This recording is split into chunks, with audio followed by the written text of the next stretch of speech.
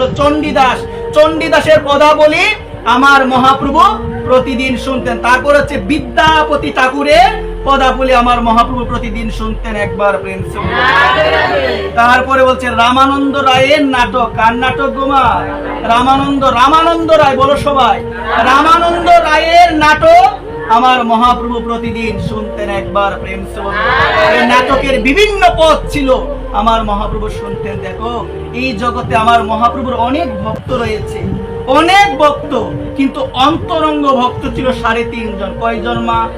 অন্তরঙ্গ মানে একদম প্রিয়জন আমার মহাপ্রভুর অন্তরঙ্গ ভক্ত ছিল 3.5 জন। এর মধ্যে একজন হলো স্বরূপ দামোদর রায় রামানন্দ। এই যে বললাম, রায় রামানন্দের নাটক আমার মহাপ্রভু প্রতিদিন শুনতেন।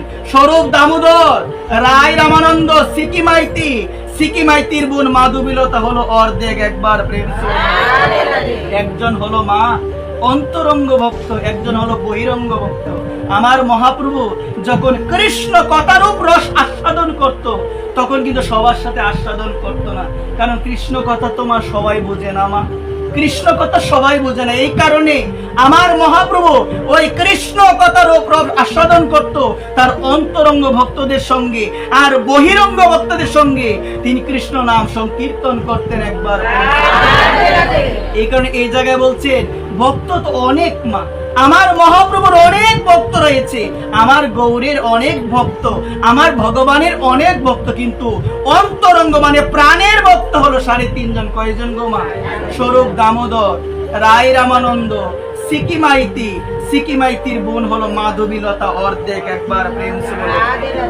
তো এই জায়গায় বলছে রামানন্দ রায়ের নাটকের বিভিন্ন পদ ছিল, যে পদগুলো প্রতিদিন শুনতো কে? আমার শ্রীকৃষ্ণ চৈতন্য মহাপ্রভু। একবার প্রেম সে বলো। রাধে রাধে। তারপরে বলছেন বিল্লমঙ্গল ঠাকুর, নাম শুনেছেন মা? বিল্লমঙ্গল ঠাকুরের একটা কাব্য রয়েছে কৃষ্ণ কর্ণামৃত। ওই কৃষ্ণ কর্ণামৃত কীর্তন কে শুনতো? আমার মহাপ্রভু শুনতো। কয়জন হলো মা? 4 জন হয়ে গিয়েছে। তারপরে পঞ্চমে রয়েছে গীত গোবিন্দ, যে গীত গোবিন্দ রচনা করেছিল জয়দেব।